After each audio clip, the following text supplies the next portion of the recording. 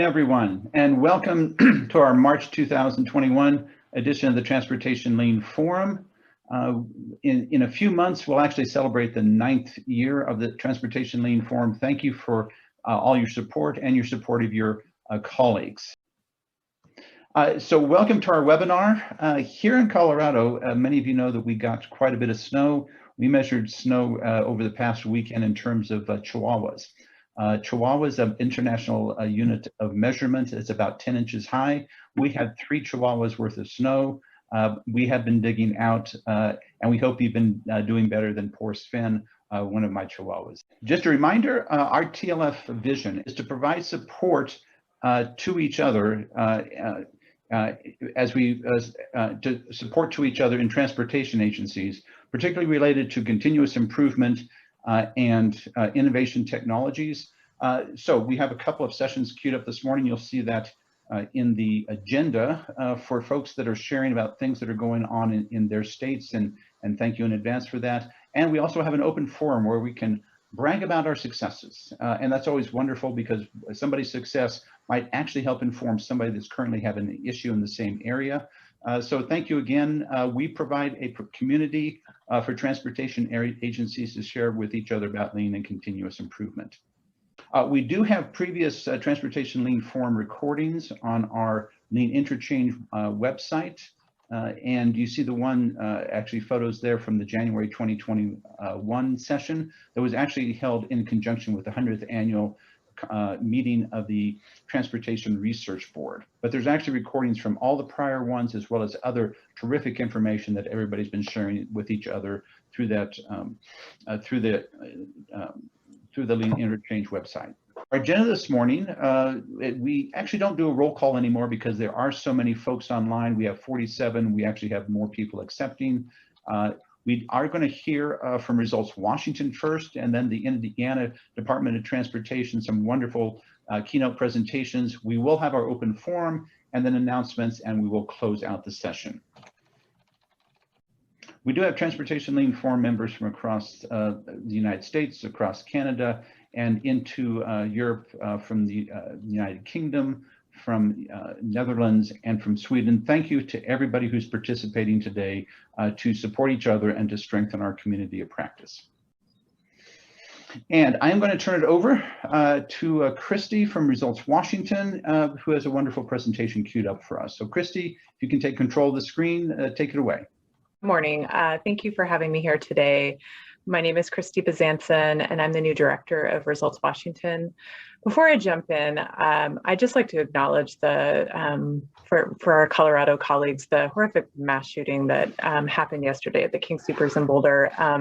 The tragedy is weighing heavy on my heart this morning, a morning that is one in more than a year filled with just a lot of tragedies. And so I just wanted to share that my thoughts and prayers are with all of our Colorado colleagues on the call, as well as thoughts and prayers with all of the people who lost their lives, their families and friends, and all of the others on site and otherwise affected by this mass shooting event. Sounds like someone might need to mute. Okay, so there's really not a good way to segue, so I will just do it. I was really thrilled to receive the invitation from Gary and his Colorado team. I joined Results in May of 2020, so I said I'm new. I guess I'm not so new, but starting a new gig during a pandemic and never having met most of my team in person sometimes makes it feel like things are constantly new. I'll share a little bit about me, a little bit about Results, and the main event, a summary of our 2020 Lean Transformation Conference. So a little bit about me, just who's in this rectangular box here. I have a BA in journalism from Humboldt State, which is located in very far northern coastal California. After getting my BA, I worked for a private consulting firm, Bezanson Hamilton, working with a variety of federal government clients in DC, San Francisco, and Seattle. That experience really set my professional foundation, and I'm so thankful for that time working here with the clients, or working there with the clients. I always thought that I could possibly have more impact if I worked for government. And so I eventually left consulting and took a job with Washington State Department of Social and Health Services, where I worked for about 11 years. I had the opportunity to do a variety of things there, including in 2011, being among 6 lean practitioners from DSHS who were able to take advantage of lean learning opportunities being provided out of the office that is now Results Washington. So somewhere in the DSHS days, I received a Master of Public Administration from the Evergreen State College. I then worked for the Washington State Institute for Public Policy, which conducts nonpartisan research for Washington's legislature. And then was asked to step into the director role here at Results. And it is so cool to now be working at Results and leading this tremendous team. We are a small but mighty group of 10 really, really phenomenal individuals. I care a lot about public service, and in some ways, my state experience has really come full circle. So today I would like to share a little bit about Results, and specifically our 9th annual Lean Transformation Conference that we delivered last year. We've been doing some work to update our guiding language over the last year. So here's our vision and mission for Results. And here are our updated core values, drawing on solid past experience, 9 years of conference, putting on a conference, as well as rallying around these core values are really what helped us achieve success in the 2020 conference offering. So one of the first decisions I made when I joined Results in May 2020 was to get the professional Zoom license for my team. They didn't have it yet. It's like, yes, let's do it. The second decision was about what to do with the Lean conference. The purpose of the conference has always been to grow lean and continuous improvement knowledge and capacity across state government. And a pandemic presented an obvious challenge, but also created an opportunity to apply PDCA to ourselves and respond to the situation. I knew the conference couldn't be in person, but could we do it virtually? Should we? We did. The decision to do this was made in June of 2020. And then we held our 9th annual conference in October of 2020 with the theme, Improve, Iterate, Adapt, a Better Future for Washington. And what we came up with was a shift from our typical 2-day in-person event we held in Tacoma, Washington in the past. We held the conference virtually over 6 days. We featured over 20 sessions that targeted a variety of different skill levels within the continuous improvement space. There was something for everyone. I did ask that we assure that the sessions covered lean methods as well as tips, tricks, and tools that could be leveraged for applying the learning. In order to determine what those offerings were at the conference, we gathered information from multiple venues, including from our lean community in Washington. Sessions were presented by state employee and private sector lean expert partners, tailored to varying skill levels. We had a keynote speaker to kick off the first day of each week, and we had our governor, Jay Inslee, help kick everything off on day 1. Results was established in 2013 by Governor Inslee, and it was tremendous to have his presence again at this year's conference.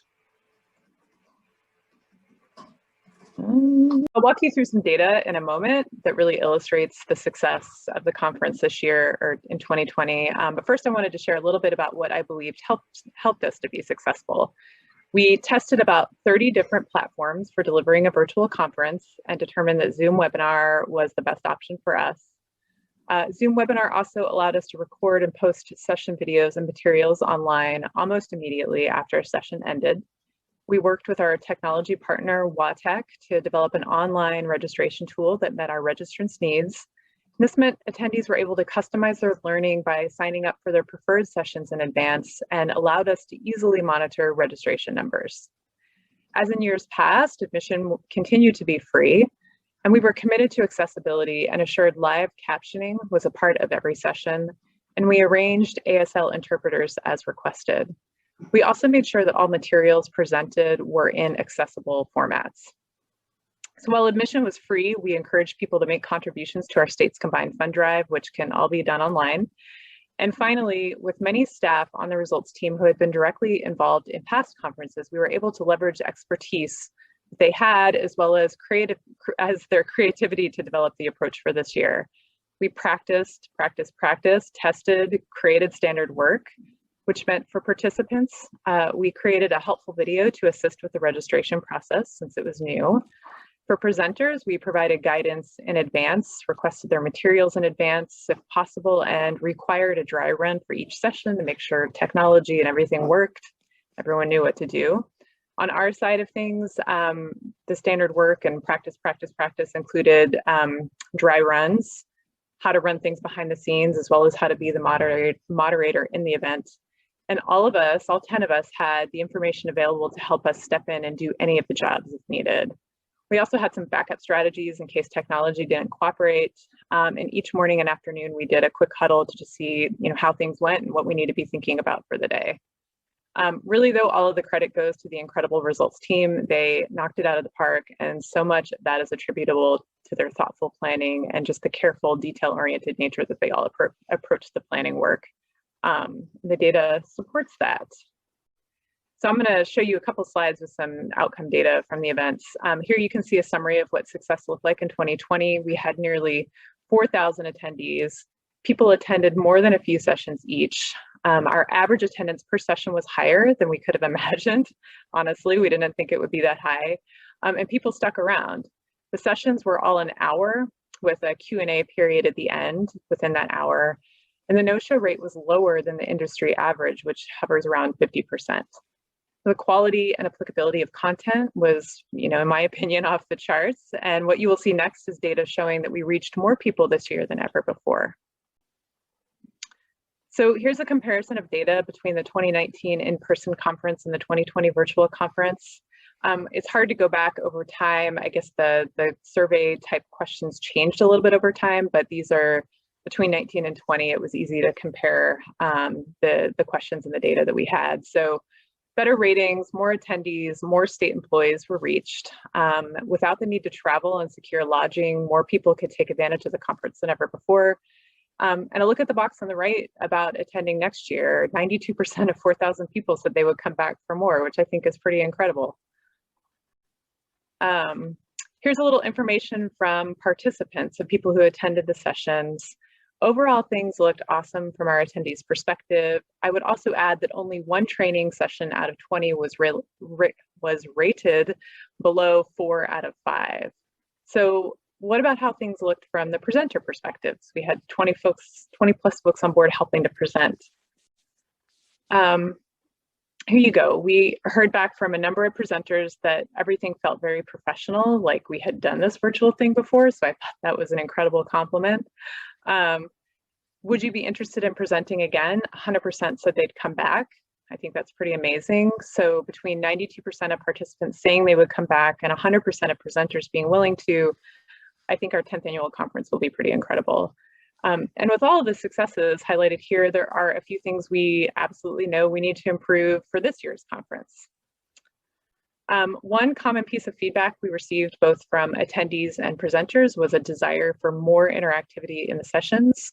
We did handle Q&A, used polls and leveraged chat in some of the sessions, but we'll be thinking of creative ideas about how to do this even better.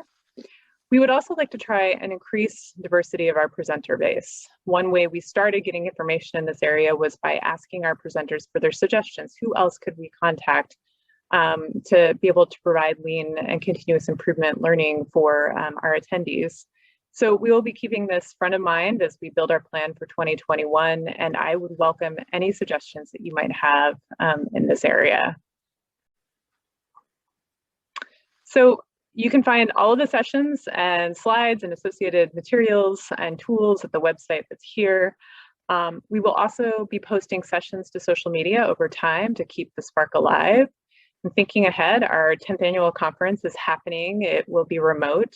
And I just wanted to thank you all for your time and attention, and I would welcome any questions that you might have. Thank you.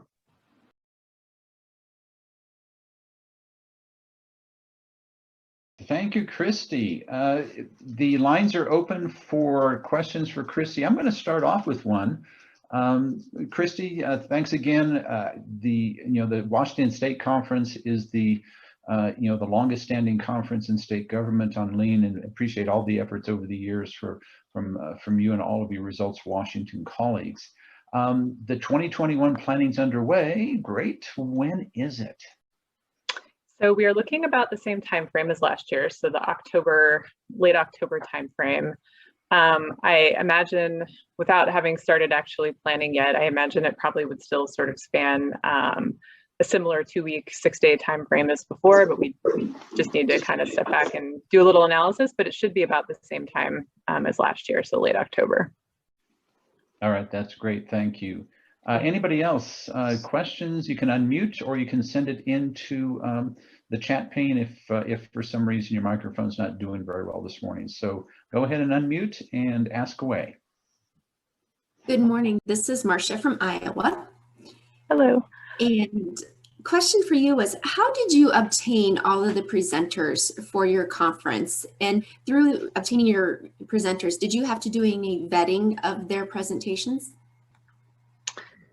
Yeah, so one of the, thank you for the question. So in terms of identifying presenters, we definitely reached into years past list and reached out and said, hey, kind of, you know, who might be interested? Here's some parameters. This is what we're focusing on this year. This is what we're thinking about. So we definitely reached out to some past folks, but we also kind of put our heads together because we are all familiar with, you know, different folks, especially outside of state government, that we might want to try and bring in. So it was a little bit of a mix. And then we did have more state employees presenting than in years past, And part of that is because we've been on this lean journey for a while. I really believe that our lean trained state employees have something to offer too. So we also kind of reached out into the community, our lean community in the state in that way too.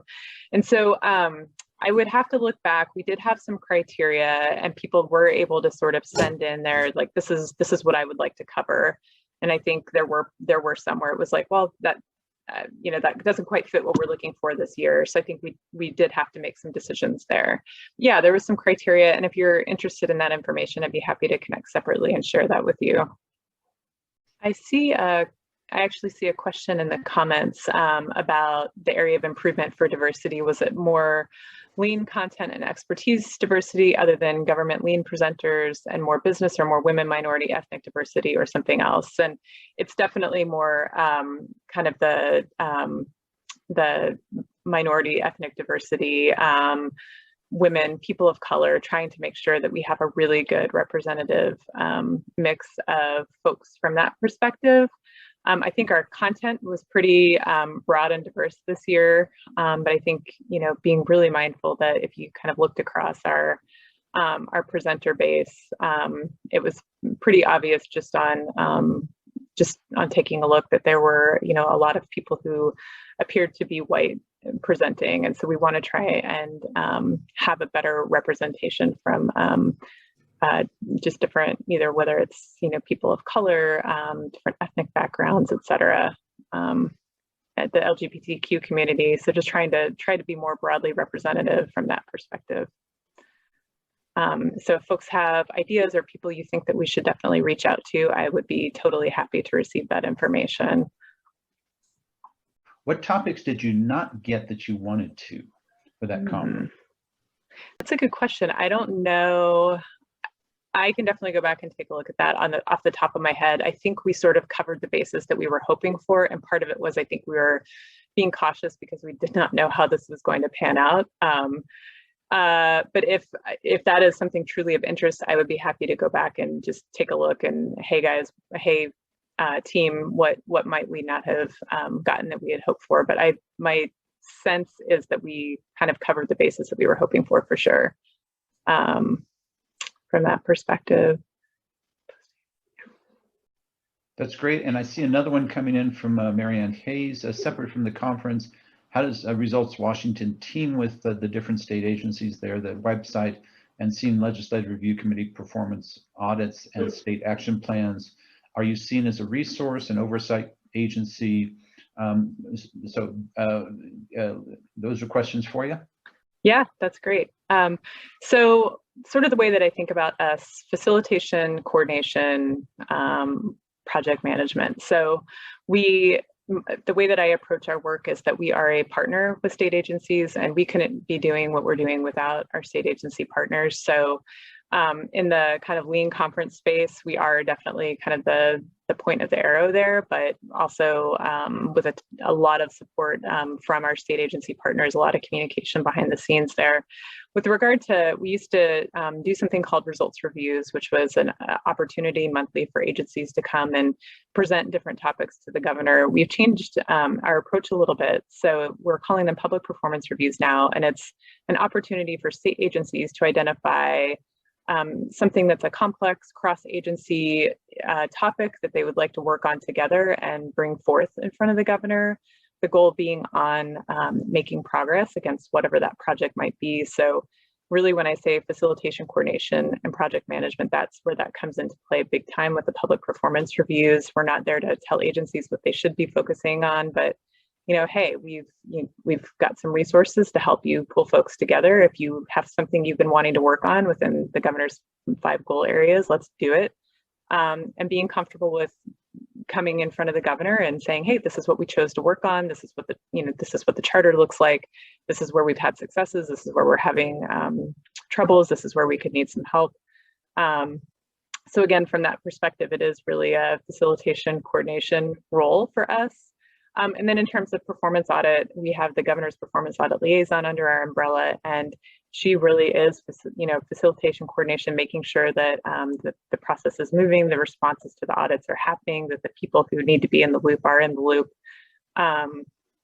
So from that perspective, if we were not approaching our work in partnership, we would not be successful whatsoever. Let me know if you have other questions or whether that gets close to answering that question. But what was your biggest struggle turning with senior management engagement?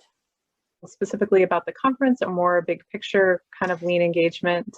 It's more the big picture of lean engagement. This is where we are. We're deploying an agency-wide perspective, and then what we want is to make sure that we have the proper kind of how can I say, tactics, and to use the white gloves, but to get as much as engagement as possible is usually the first step that everybody's struggling is implementing the culture of continuous improvement in an organization. And I was wondering, do you have some lesson learned to share with us? Yeah, I think that's a great question, and I think that's an important question, and I think probably something many people are either thinking about or addressing as well. So given that I am more on the relatively new side, what I can say is that we're sort of at this place. We've been on this lean journey since 2013, and when I stepped in last year, it was sort of like, okay, we've been doing this, it's been great. What's next? I mean, that's 8 years is a long time, and we haven't kind of done that self-look. So one of the things that we're starting to do actually is some really big thinking, strategic planning wise, which is, what is within the performance management and continuous improvement space in Washington? What is Results Washington's role in that? And then what do agencies need from us, expect from us and not expect from us? So both ways. And so we're getting ready to do some pretty significant engagement from senior leaders, kind of middle leaders, staff on the ground at a couple of different levels to really think through, how are people feeling about what has happened and what do they want moving forward?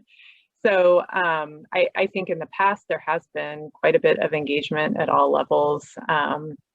But I think we're really in a spot of, kind of what's next, what makes the most sense for us and for them. So I think I can talk a little more about what we're going to do. And if you ask me in about 10, 12 months, I will have some really good information about what they want from us in 2021 and beyond. Yeah. But I think it's something that we should always be thinking about for sure. Yeah. I agree. And without leaders engaged, how can we do what we're doing?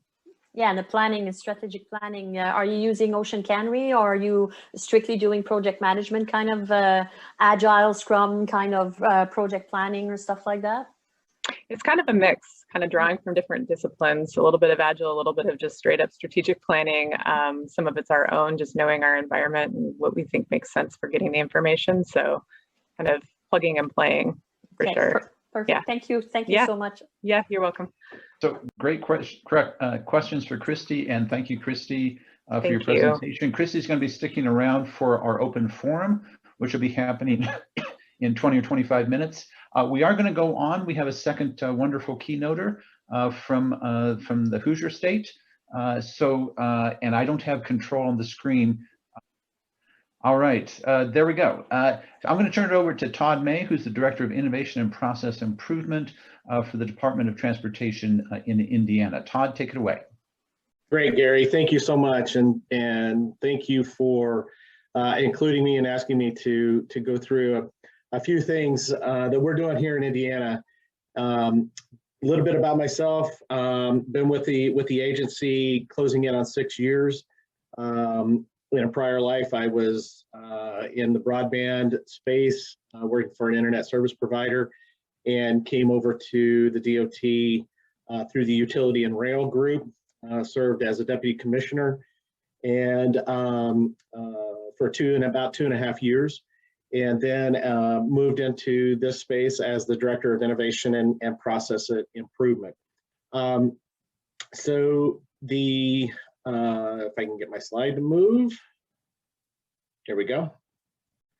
So about 2.5, almost 3 years ago, as a leadership team, and this kind of dovetails really well with some of the things that Christy was talking about as far as leadership involvement. We as an executive team, truly in response to our all employee survey, we revamped our mission, vision, and values. Part of that revamping was to add innovation as one of our core values. And it was really a situation where we talked and to address the concern that came through our all employee survey of some of our employees, and it was a fair number of employees who had said that they wanted to be heard, they wanted to be listened to, and there needed to be more involvement from the grassroots up. So as a result, Commissioner McGinnis asked if I would stand up a new Department of Innovation, and it was kind of one of those, great, thanks so much, now what do we do? As we moved forward, we realized that we as a group needed to have our own core value and own mission statement. And it was really focusing on new and practical ideas and technologies to serve our customers better and more efficiently. And I want to highlight the fact that our customer is both an internal customer within the agency, and as a result, also our external customers, the traveling public of Indiana, cities, towns, municipalities, our contractor partners, our consultant partners, et cetera. So really, customer, when you hear it in the vein of our innovation department, is a pretty broad brush. But now we've got a new department, and so what do we do? How do we start? Where do we go?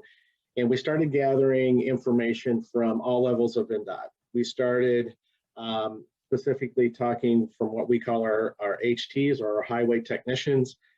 These are the folks that are picking up the dead animals, filling the potholes, paving, doing chip seal operations. These are really the boots on the ground, all the way through to our executive level. And what became very, very evident was that we could have easily been called a new department of change. And as many of you know, change is pretty tough. I had an old boss one time that says the only person that likes change is a wet baby, and it really started to be true. What we saw was that there was some immediate resistance. On day 3 of having a new department assigned to me and standing it up, I had somebody come into my office and say, you know, congratulations, but just so you're aware, we tried this once before and it failed miserably. So that was a real nice starting point.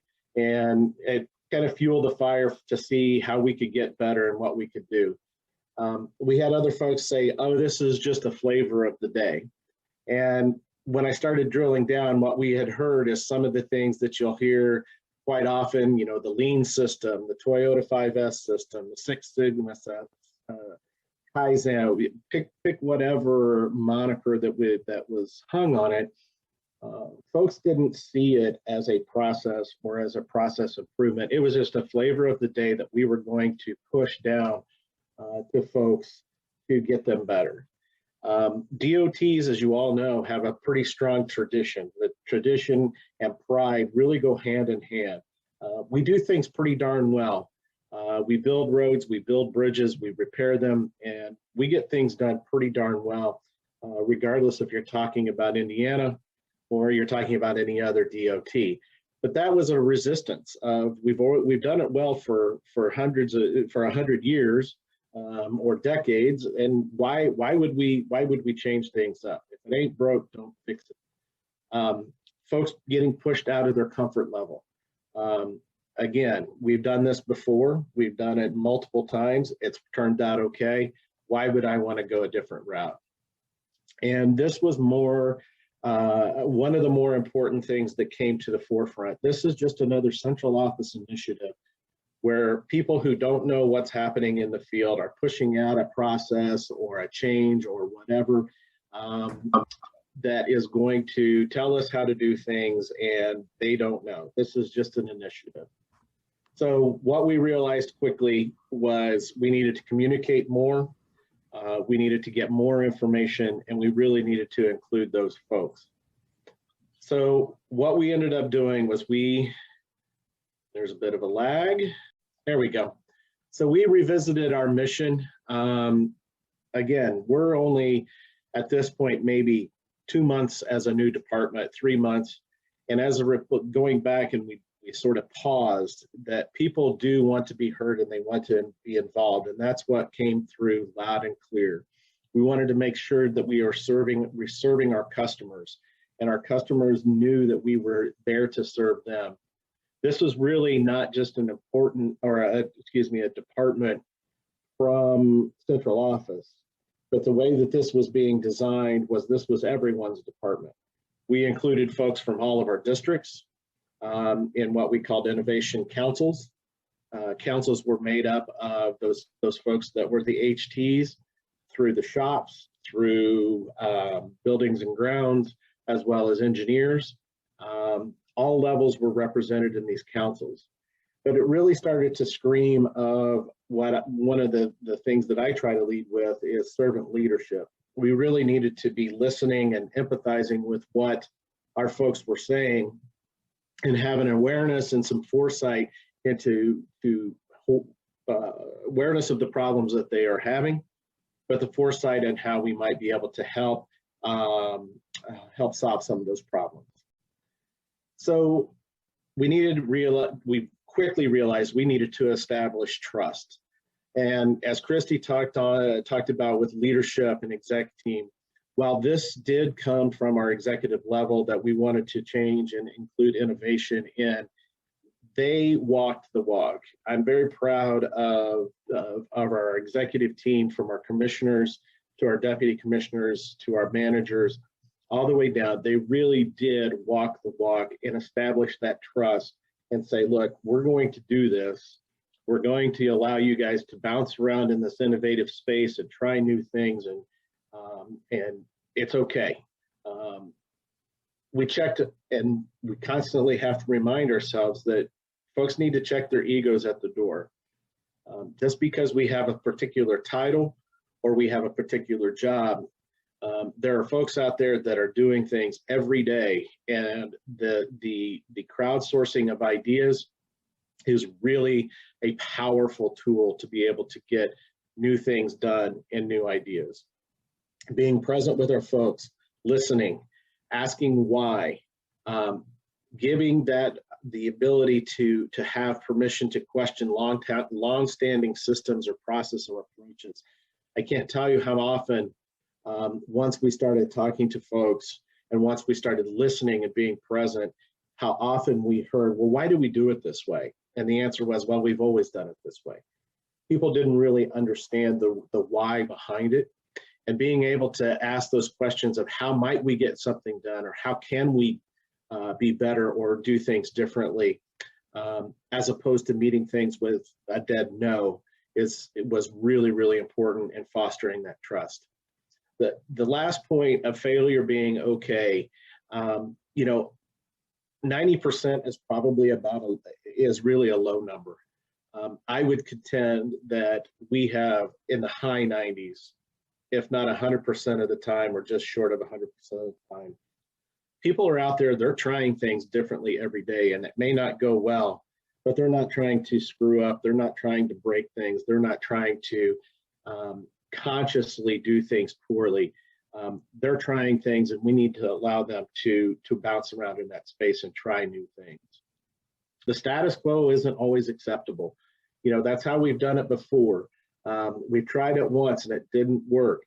No one ever followed up. This was a big one to getting that status quo to change. We had often folks that would put in new ideas and nobody ever followed up on them. We really tried to strike no from our responses and from our typical communications for new ideas. Instilling that everybody is a change agent. Everybody has the ability to think differently, but also to solicit and evaluate ideas and implement those employee ideas. Everybody has that ability. It doesn't matter what you do within the DOT, you have the ability to think differently, and we want you to think differently. The ultimate goal of improving is what we do and how we do it is the path which allows people to, again, bounce around in that space and realize that change is really here and it's an idea for them and it's something that they absolutely can embrace. Staying relevant. We are really good, and everybody on this call with DOTs, everybody is really, really good at what we're doing. We, again, build bridges and roads and et cetera, and we do great things, but there are new things coming, from autonomous vehicles to drones. Technologies we can't even necessarily even dream about are coming our way. And if we do not stay relevant, we are going to fail. We're going to fall behind. And the process with which we handle the traveling public and the safety in some respects is either going to stay stagnant and not improve, or we're going to get behind and things are going to pass us by. And some of our traveling public could potentially be unsafe. This really is the crux of how we have driven change within Indiana. This is something that our executive team, we strive for every day, and that's recognition. The innovation culture and the innovative culture really has taken root much faster than we anticipated, because people are recognized for ideas that they are putting through. Whether or not they are implemented statewide or not, we have really made an emphasis on recognizing these folks to step up and have the ability to have their ideas vetted and listened to. It reinforces a commitment to our program, but also reinforces that innovative behavior.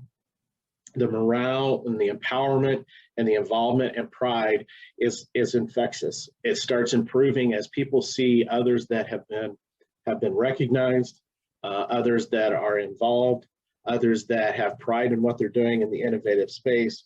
People, it's crowdsourcing again of ideas, but people want to be part of that and part of that success. Recognizing their role as one of the state's economic engines. I had a person who was recently recognized for 45 years of service with the DOT. And I didn't know this person until the recognition. And I asked him, I said, what drives you, or what is one of the things that you're most proud of as far as, 40 plus years with the DOT? His response, without even hesitating, he said, I know every day something that I do and my partners do touches everybody within the state, whether it's a grocery delivery or a school bus or mass transit or pick whatever, he said, floats or travels the roadway or flies over the land, we have a role in some way. And that's pretty awesome. And that's something that we're really proud of. That really struck me because that does touch every economic engine, every economic piece within the state. And that's true whether it's Indiana or whatever. The world's changing. We've got to change with it. Unleashing the power of innovation from within, we can really and truly move to the next level. And that's our goal. So give you a couple of quick quick things as far as our learnings over the last couple of years. The first year we had over 170 ideas that were submitted, and that would represented all of the districts, including central office. We had 13 total ideas through a vetting process of the innovation councils that were implemented statewide. We were able to recognize our employees that had innovations that were moving forward to provide a spot bonus as well as plaques. They also, and this was something that costs minimal, we were able to get small reflector stickers for hard hats that said that they had won an innovation prize for their hard hats. Year two, we had 145 ideas, 12 of those ideas moving forward. And year two is our COVID year. So I'm pretty proud of how things were moving forward, even through COVID. And I will tell you, the buy-in from our executive level, when budgets were impacted through COVID, were frozen, we were still able to give spot bonuses and recognition to our employees, even in the COVID year. This was something that actually came from the governor all the way down to our little department, because they really see the value in innovation. On the right side, you'll see you see 6 bullet points. And I just want to touch briefly on the 8 non-ideas. So that's for the 2 years. So you have almost 300 ideas over the past 2 years, and 8 non-ideas. Those non-ideas were something like, well, if you buy everybody new trucks, or you pay everybody $200,000, or things that are just completely non-tenable that had been put into the system. We only had 8 of those, and I'm really, really proud of that. The other piece is that even if they put in a quote unquote non-idea, we still reached out to those employees and asked, help me understand where you're coming from here. And it uncovered some serious concerns that folks had. Well, I've got a dump truck that's got X number of hours on it, or I'm driving a car that has over 300,000 miles on it, et cetera, et cetera, et cetera. It really was eye-opening to be able to solve some of those problems. The other piece is we had 0 in the last 2 years and 2.5 years plus. We have had 0 HR situations or employee issues where folks have gotten quote unquote in trouble. This also shows that trust component. We're allowing folks to try things. We're allowing folks to fail, if you will. Other state agencies from the Bureau of Motor Vehicles and others have reached out to us and said, how are you guys getting this done? What system are you using? We've seen involvement in our councils increase. The overall kind of excitement and pride has also increased. So as a kind of a way to sum things up, we've got a long way to go, but we're on a long journey, and it really is a journey. This is not something that we just is a flavor of the day that we go in and we get something done and walk away from. The other piece is that whether or not we are employing aspects from Lean, from Kaizen, from 5S, we make sure to communicate that we are there not to drive a process or to focus on a process, but to focus on our customer and to focus on going forward with the new ideas that are going to help our customer. So with that, again, Gary, thank you so much for including us. It's an exciting time, but we have got a long way to go. So thank you very much. And I'm happy to answer or try to answer questions.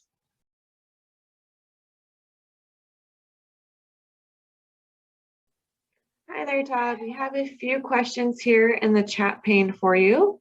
Okay. And the first question that I see here is, how are employees recognized and who initiates the recognition?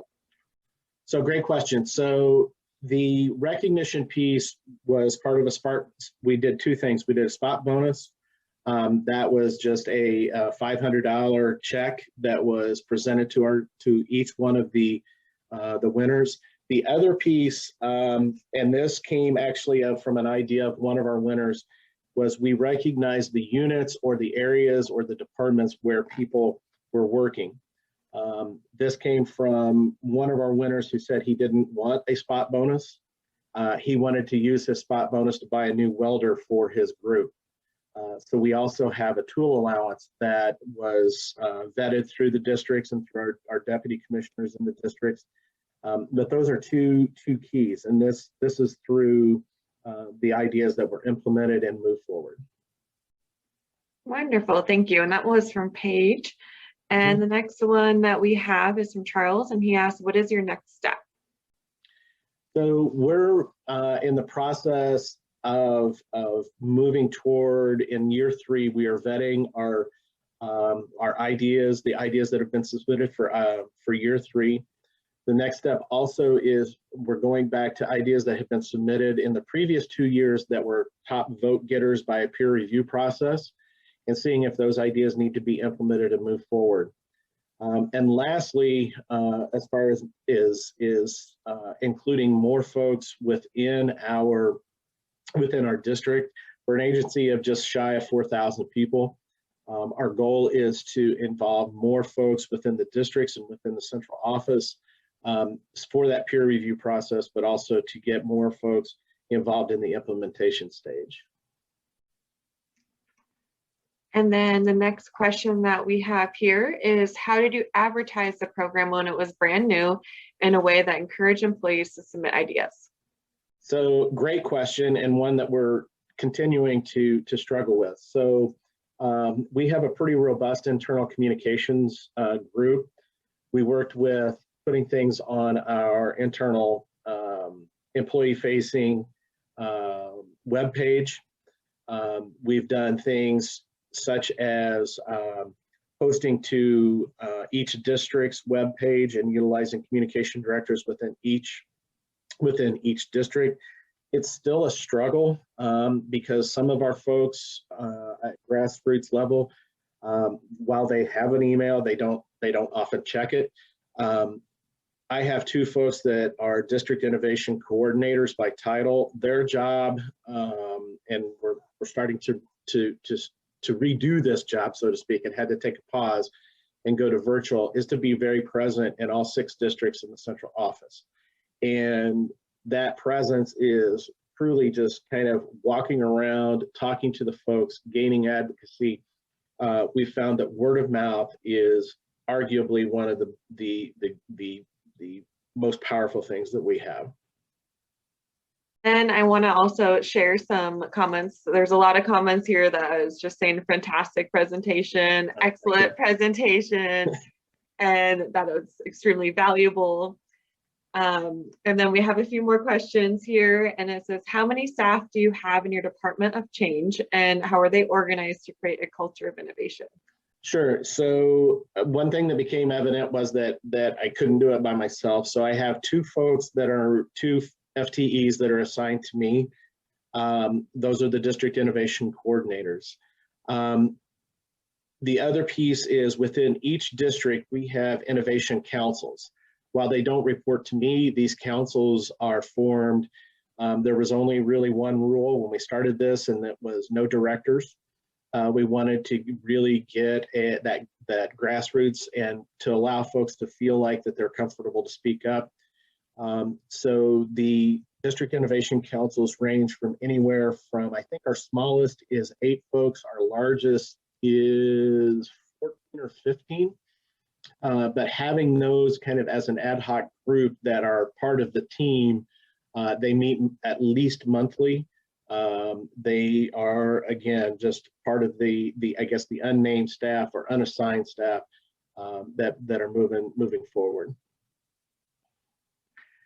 Wonderful. And the next question we have here is, how do you track lean projects, and what metrics are you tracking? Right. So great question. Part of the things, one of the main focuses that we're working on is trying to capture return on investment of the innovations that have moved forward. Some are very, very easy to measure, right? So to give you an example, one of the innovations was what's called a strip paver. This is a paver that a gentleman came up with that you can put on the front of like a skid steer and do small strip paving operations without having to lease paving equipment or have heavy equipment operators go pick up a piece of equipment, drive, etc. One of the things that we're struggling with is how to effectively measure person hours and effectively measure the efficiency of those. So that's one area. We're also very key to reducing queuing of traffic. If we can get in and out of a work zone where we're reducing traffic queuing, it increases obviously safety, but also efficiencies within those work zones. The other piece is through a lot of these innovations, we have adopted a real corridor approach.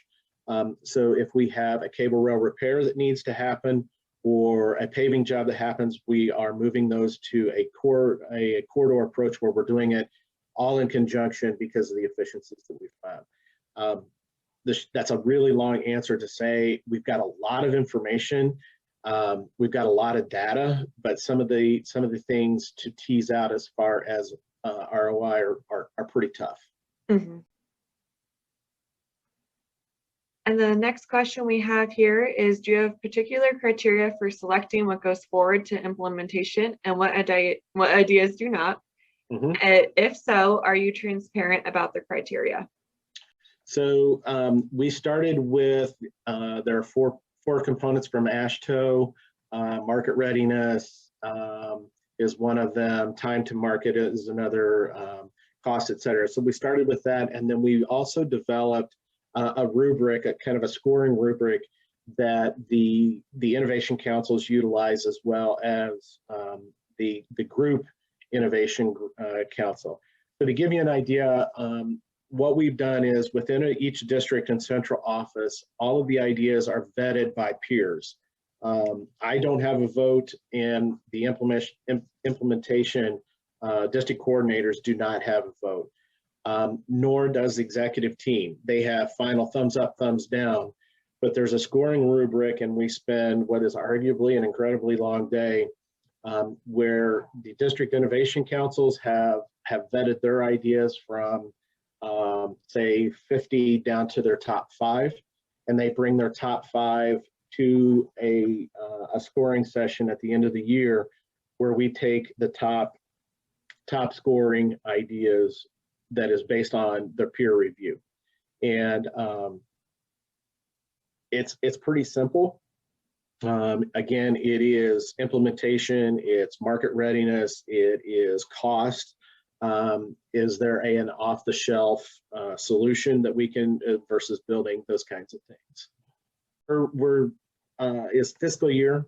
We're trying to align our budget with, because we kind of started mid-year, we were kind of out of whack with fiscal year versus calendar year, so we're trying to align to the fiscal year piece and working off of that time period. And then the next one here from Sarah Steele is, I like the no director's role for your innovations council. Do you find employees are missing a connection with or involvement from leadership? And what's the council's process for presenting, advocating for the implementing innovative ideas? Yeah, so there's a lot to unpack there. So the missing the connection with or involvement from leadership, that came through loud and clear with our all employee survey. This has actually increased it. Again, it's kind of our leadership team walking the walk. While they are not included in the innovation councils, they are very involved. They are very supportive, and so they know the folks who have been recognized or not recognized. So it's actually kind of, I think, in some respects, helped that involvement in those touch points. The process for presenting and advocating for implementing innovative ideas, So the innovation councils work directly with the submitters of the ideas to process those ideas and move them forward. We've had situations where folks have come in and presented to the district innovation councils their idea for to move forward. We've had situations where folks have really advocated for one or the other. The biggest hurdle is what we have found is we may have a district in Northwest Indiana that is implementing an idea that all of a sudden is a new idea that has been submitted in the southwest part. So communication intra-districtly has also been a challenge. And then I have a quick question before I ask people to unmute if they want to ask their questions in the chat, and I can also read them off. But have you noticed a difference in culture between your in-person culture for the first year versus your second year of the virtual culture? Do you think there's kind of a time that you have to get used to that change in culture between the two, if there is? So it's interesting. It's one of the unintended benefits is when we have done the virtual things, I think people see a more, for lack of a better term, intimate peek of their coworkers. They'll see pictures, or they'll see kids or the dogs or whatever the case may be. And I think in some respects that has really bonded our teams closer, even though we're not physically there. We utilize Teams for all of our meetings and whatnot. And I think in some respects, people are talking more versus I'm just going to send an email or whatever the case may be. So I do think folks are talking more, and that sort of perpetuates trust and excitement and involvement and all of those things. So did that answer your question? It did. And I have a quick follow-up question there. That's fine. For moving like forward back into kind of an in-person work environment, are there things you're going to take from the virtual culture that we've had the last year moving forward with your program? Are there kind of things you'd like to incorporate with that? Oh, there's a lot. I mean, you know, it's been, so the hard part, the really hard part is I'll give you an example is we had a situation where a person, we used to, for contract closeout, this person was carrying this massive crate of papers for a specific contract. And he developed an idea, and not being able to kind of have hands-on experience of the challenges when they're going out on a job or whatever. I look forward to our folks to being able to kind of have that kind of belly to belly, hey, this is the problem I'm trying to solve, because some of that I think gets translated, but some of it gets lost too. Mm-hmm. Thanks so much, Todd. Yeah. It's a hard question because I mean, it's just, no, and I don't mean that negatively. It's just really, I think that some of the areas we don't know what we don't know yet coming out of it, because we're just now starting to be able to have kind of person-to-person socially distanced meetings, right? So with the weather turning better as well, we can go to garages, we can go to you know, larger office areas. We can really kind of see that, and more to come on it. But I think what we're going to see is almost a tighter knit team and a more empathetic team to some of the challenges that we've seen. Interesting. One of the other questions we have here is, how are you measuring success? Do you have certain technique or KPI you use to measure your employee success? So I guess I would ask, the follow-up question I would have, are you talking about my employees as far as the District Innovation Council, or I was looking for who asked the question? Lindsay did. Yeah, so Lindsay, Yeah, just real quick, just, I heard you say you're seeing success from when you joined the team. And so how do you measure success? So customer satisfaction, right? Do you have a measure or KPI that you use? So so the short answer is yes, but not really. So this is the first year that we have really implemented some solid KPIs for folks to quote unquote innovate. We don't specifically say you need to have, every employee needs to put in 2 innovative ideas through the year or something along those lines. What we do ask for is the embracing of change, the ability for people to carve out from their their maintenance work plan times for innovation, times for change, or process improvement time. It's an area that we're learning how to do it. We talked a lot about it as an executive team, that if you throw it out there and say, everybody has to have 3 ideas, you're going to get 3 ideas, right? So we wanted to make sure that we were getting involvement, but not mandating involvement. Again, it was just, that's a tough one for us to, and frankly, one that I would love to learn from others about how they're doing something along those lines. Thanks, Todd. I think we should partner. I'm from Nebraska DOT, and so we are in that same stage of not mandating things, but being able to share how we're measuring success. I'd be from happy our to. team. I'd be happy to. Questions in the all employees survey. It was basically a sliding scale, 1 to 10. Do you feel like do you feel as though that you're valued in your job? Do you feel as though your manager listens to you? Do you feel as though a new idea, one was a new idea or process was listened to? I mean, it was pretty pointed as far as the communication aspect. And then I know we need to move on. Rod, I see yours. How do you communicate out success? So the successes were posted on our intranet. We were able to do 3 in-person recognitions where our commissioner, deputy commissioners, myself, we did in-person recognition of our winners. Each one of our winners outside of the place where they work, as well as the main district building, a permanent plaque has been affixed to say that an innovation winner works here, and their name and what their innovation was in the year. And again, the small little sticker that went on the hard hats was an incredible piece of recognition that people really, really, really liked. So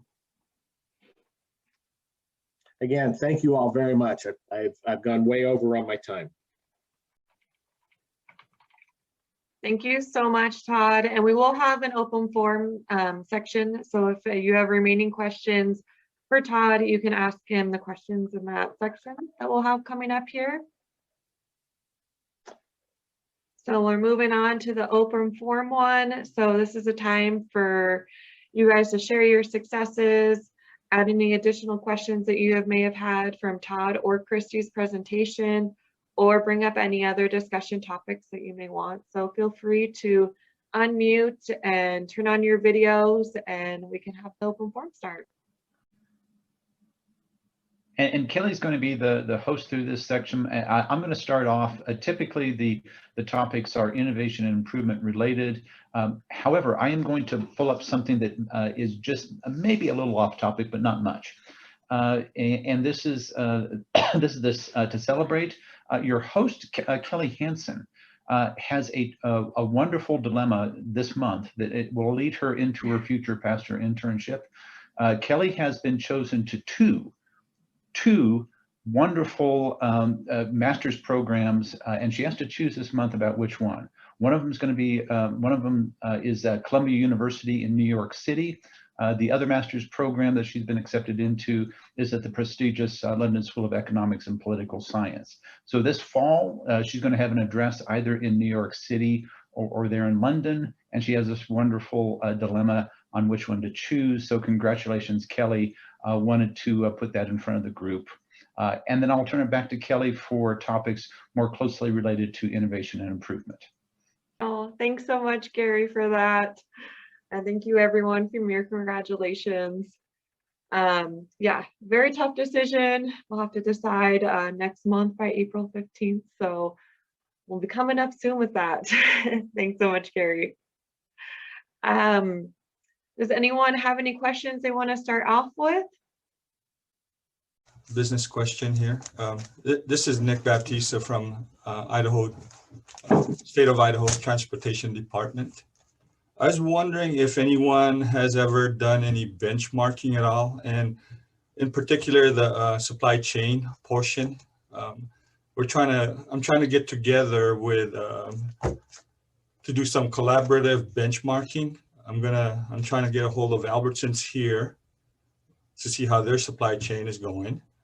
But I also want to find out if anyone within the transportation department has any type of, would like to be a benchmarking partner or collaborate with Idaho or with the supply chain. Is anyone interested, or I guess I'm just seeking a partner out, or Idaho is. And Nick, when you're talking supply chain, I mean, are you talking getting things from vendors, or are you talking the entire supply chain, perhaps for transportation construction projects, or we're talking about the procurement to pay. So you got the contracts going with the vendors, also the supplies also coming in. So it's a big, huge, how we got supplies in and how do we contract out with the vendors or the contractors also. So that kind of, it's a big thing. Okay, thanks. I think CDOT might be interested. I'll mute so that other folks can chat too. And Patrick at UDOT, I was going to tap you on the shoulder to see if you might be interested. Requests like that, how can we say no? Thank you, Laura. Oh, by the way, I am Laura's new partner. Fantastic. No, we'd be happy to help in any way we can. We love partnering up with our neighbors, and anything we can do to help. Absolutely. All right. Thank you. Thanks, Patrick. Appreciate that. Absolutely. This is Lev Pinellas. I'm new to the forum. I was wondering if it'd be appropriate for me to quickly introduce myself and my organization. Lev, go for it. Open forum. It's everything innovation and improvement, and occasionally also basketball. Clearly, I like basketball as well, but I'm out of shape. I actually just walked up the stairs and I'm out of breath, so I apologize.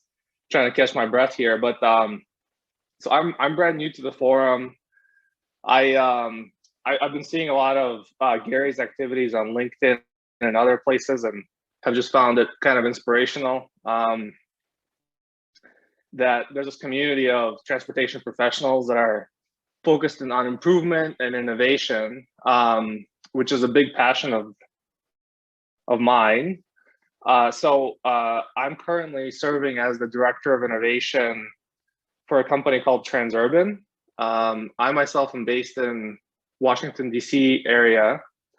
And Transurban is actually a global toll roads development and operations company. So we basically, we develop highways, operate highways, and we have a lot of technology, transportation systems and tolling systems, and always trying to stay kind of at the cutting edge. In some cases, trying to push the cutting edge forward. And even though we're kind of a subset of the transportation community in our toll roads world, there's a lot of overlap, and really inspired to join this and maybe share some of our perspectives. One final thing I wanted to mention is there is kind of this notion in our world, especially for some specific types of toll roads like fast lanes or express lanes, that some of those highway facilities can kind of serve as some of the pilot locations for emerging technologies or emerging solutions, since they're sort of isolated, controlled facilities with lots of technology already out there. So there has been this kind of notion, at least in our region here in the Mid-Atlantic, that we use the express lanes facilities as sort of a staging area, or kind of early pioneering kind of facilities to launch automated vehicle trials and other kind of advanced technologies, for example. So anyway, I'm very happy to be part of this forum. It sounds very cool. I look forward to continuing, and there's some ideas we can contribute or make a presentation in the future. Gary, I think we would welcome that as well. So just wanted to introduce myself, and thank you very much. That's great, Lev, and welcome to the community. Most DOTs are now one way or the other with toll roads and express lanes. I know here in Colorado, we have a part of CDOT that's actually it has a separate enterprise name, high performance transportation enterprise. I think very similar to what you're doing. So welcome aboard. Thank you. I finally caught my breath at the end of my speech. Thanks for welcoming me again. I appreciate it. Okay, I'm going to turn it back to Kelly for the questions and other things. And I know there's some things coming in through the chat pane too, so that's great. Kelly, take it away. Thanks, Gary. One of the questions that we have here are, what are some of the current lean practices that DOTs are using due to COVID restrictions? So if you guys want to unmute, and if you feel comfortable turning on your video, and chat away. I can offer, this is Mike from VTrans in Vermont. I can offer something here. We're having relatively good luck with, virtual facilitations and process mapping, establishing a itinerary for a continuous improvement team, and then, mapping current future state and developing an implementation plan to help the team get to their future state, and conducting, again, virtual check-in meetings to make sure things are staying on task.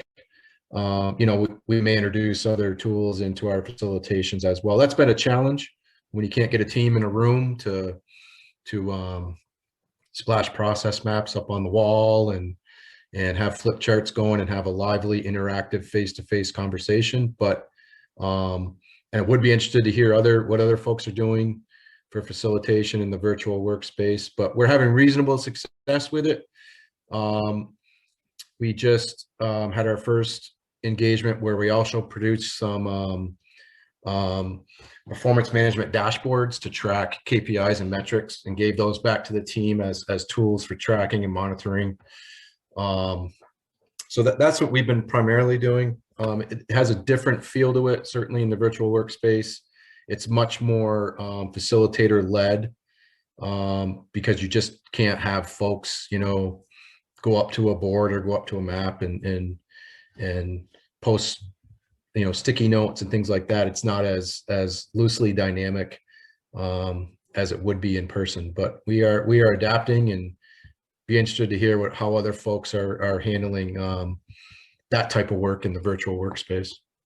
This is Patrick Kelly with Utah DOT. Some of the things that we've been doing virtually has been less the process improvement, but more of the process documentation. We are finding that there are a lot of people out there that are hungry for a standard process in their areas, and over time, either they just haven't updated it, or they haven't really kept track or written down what it is they're doing. And so we've been able to, in this virtual environment, help folks to document what it is they're doing. And we're finding that even just through the process of documentation, they're looking at future states, and they're looking at how they might improve. So even without a traditional get together or process improvement meeting, we're finding that just sitting down and documenting their processes with them that they're finding little improvements or even major improvements that they can make. And so while we haven't been able to get together and whiteboard and flip chart and everything, just the fact that we can use something like Lucid Charts to say, now who does it go to, where, who needs to look at this, and they get to think about their process as they're writing it down. Everyone, this is Kisma Weiss at the Department of Transportation in Arizona. And I just want to echo some of the things Patrick was saying. You know, getting pushed out has been, it was very eye-opening in terms of what standard work we had documented. It was very eye-opening. In fact, we even found that even though we had this incredible organization that could do emergency response, I mean, have a bridge go out, have a landslide happen, a wildfire, man, our guys are like all over that. The roads are open as fast as they can. People are made safe. It's incredible how well that standard work worked. But then you go to the back office and it was like, uh-oh, a lot of head scratching. Oh, who is doing that? Where is this stuff? It was crazy. We were fortunate, depending on how you look at it. But 2 years ago, the state of Arizona made a decision, actually 3 years ago, 2 years ago, we complied with the decision to go to Google Workspace. And because we'd basically been using email and calendar only, but last year when we all got pushed out of the office, all of a sudden everybody stood up and took notice and said, oh my gosh, we have to use these collaboration tools and we have to find ways to stay connected. And if it wasn't for meetings like this, being able to Zoom or to Google Meet or, you know, those kinds of things, the Jamboard has been an incredible tool to help us process map when we found some breakdowns, and we found a lot. And so this year we took on some strategic initiatives in the fall. One of them is every business unit has to map at least one core business process, and we're going to document it and put it in a master repository. And it's a complement activity to another initiative, which is to update our continuing operations plan. They call it the COOP, Business Continuity Plan. You know, you can call it different things, but we are modifying that continuing operations plan to go beyond the emergency roadside activities that we do. And these core business processes are going to become standard element of maintaining that, so that in the event of any business disruption, we have provided the future agency with documentation that will help them, you know, continue operations. But if it wasn't for tools like the Google Suite for us, and I know for others it's Microsoft Work Teams and some other systems that, you know, we've collaborated with other people on, I don't know how we would have ever made it. And we never closed one service or one feature during the time we went to COVID. And part of that is just due to incredible people who do public service in space like transportation. Thank you. Kismet, that's great, and thanks. I'm going to piggyback off of that. Here at CDOT, where we use the Google Suite to actually across state government, and we certainly have been using Jamboard to do some of those kind of things. I also want to, you know, anytime I use we, it typically is one or more of my interns also. So I want to brag on Kelly and another one of our interns online, Victoria, for another tool that we're using. In state government, we're using the Google Suite, but that's not true for all of our partners, particularly our partners in the cities. Very often they're using the Microsoft Office suite. And sometimes we're finding that the two aren't very compatible. So Kelly ran upon an additional tool that's like Jamboard. It's kind of like Jamboard on steroids. It's called Mural. It actually has the expandability capability, which is really handy for larger swim lane flow charting. We have a current situation where we're trying to flow chart a process between CDOT and one of our major partners, City and County of Denver, the Department of Transportation and Infrastructure there. Originally it had 17 swim lanes. You know, that's one thing to put that on a wall if you can meet physically.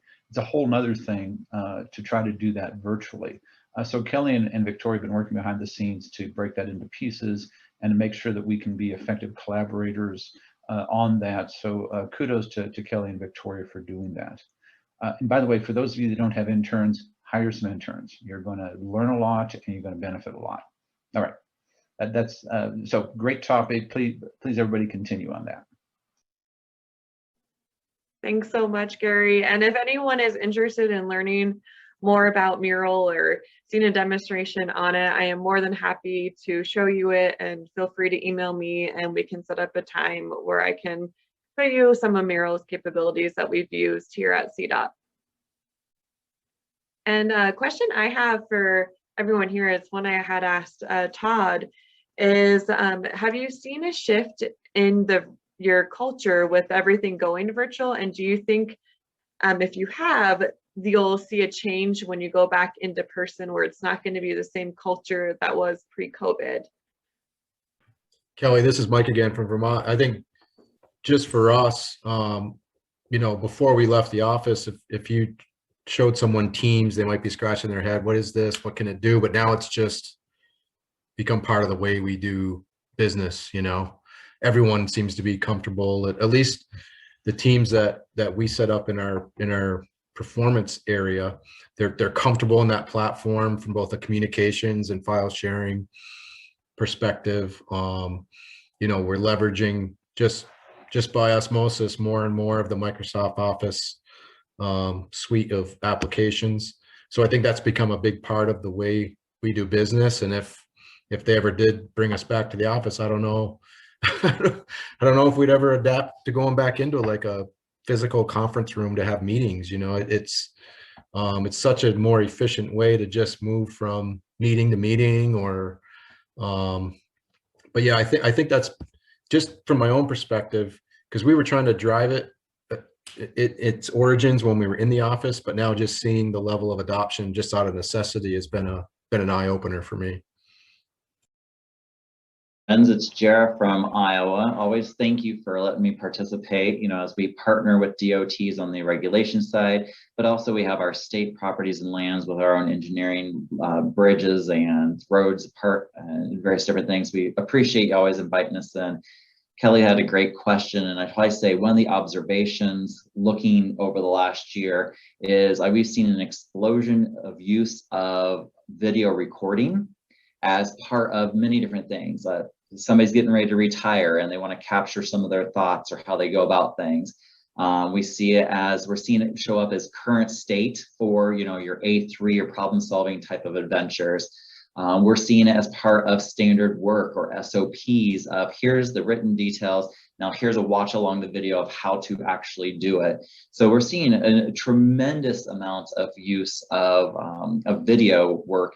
And a lot of it's being used with training our new employees because they can't have 25 people in one location learning. So here, you know, like we'll record what we're doing for you to watch and learn how to do it. So just many different ways that people are using recordings to their advantage for all different types of works. And you know, cross my fingers, I think that's being successful. And I would hope that it would continue post-pandemic also. But that's an observation we're seeing here at our agency.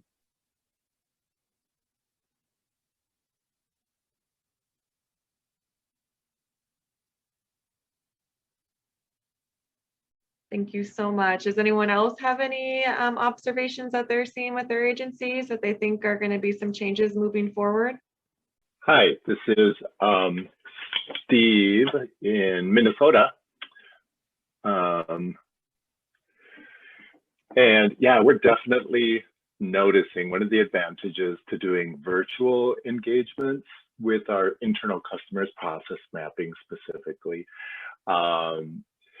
It's really nice that we'd had to cut down on the size of the groups in order to do this virtually. So kind of hearkening back to that earlier rule that a lot of people like no directors allowed. So we've really gotten the right people in the room and only those people in the room when we're really limiting it to say 5 or 6 people to help outline a process. Only those who are involved in actually doing the process are the ones we're working with any longer. Not the people overseeing the process or who have a stake in the process, who want to be in that room, you know, when things are being talked about for that process. So we're finding it much more efficient. We're getting them mapped out more accurately and more quickly, and we're definitely already strategizing how can we keep that when we're back in the workplace face to face. Thank you so much, Steve, and everyone for your input and for your answers and discussion during this section. I think it was really helpful and we got some good discussions going. We're going to move to our remaining slides, and I'm going to turn it over to Gary to go over those. All right, thanks, Kelly. Let's see if I can get the technology to work for me. Sometimes it works and sometimes it works too well. Apologies that I was forwarding through some of the slides. Thanks again for everybody. This is a community. The community works to support each other, and we have had terrific presentations today from Christy and Todd. Thank you, and terrific discussions from everybody. There's also a Transportation Lean Forum newsletter. We had one for a while back, back in the day. Let it go, and then our current crew of interns has taken it back up. So thanks again, Kelly, and thanks again, Victoria, for this. If you haven't gotten the newsletter, please email me and we'll get you on the list. And we try to pick up stuff from various places and we add it into the newsletter. The best thing, though, is to get those stories from you. So if you've got things to feature in the Transportation Lean Forum newsletter, please let us know and we'll get those integrated just as soon as we can. You can send it to me. And by the way, on our codot.gov innovation improvement website, I've also got my email address, but the email address is gary.vansuch@state.co.us. We also have a sister community of practice, the Public Sector Change Practitioners Group. It's been around for about 2 years. They are focusing not just on transportation agencies, but the broader community and the practice of change management, the people side of innovation and improvement. There's an upcoming webinar on April 28th featuring a terrific person.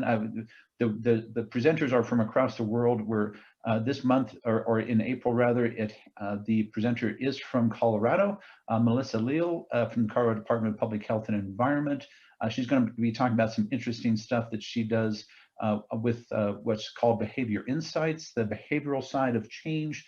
She's a terrific presenter. I encourage you to join us. You can, if you're not part of that community, there is the email address right there. We'll send that out after the webinar today also, and you can always email me and we can get you in touch with that sister community of practice. So I encourage you to participate. I know I plan to. Our next forum session is May 13th. It's a Thursday. We're starting at our customary time of 9 a.m. Mountain Time. That allows folks from Alaska through Sweden and every place in between to participate roughly during the business day. If you want to present then or during one of our every other month sessions, please email me, let me know, and we'll get you onto that list. Thank you again. If you do have things that you want to talk to each other about, I encourage you to do that offline between sessions. Add stuff to our Transportation Lean Forum newsletter.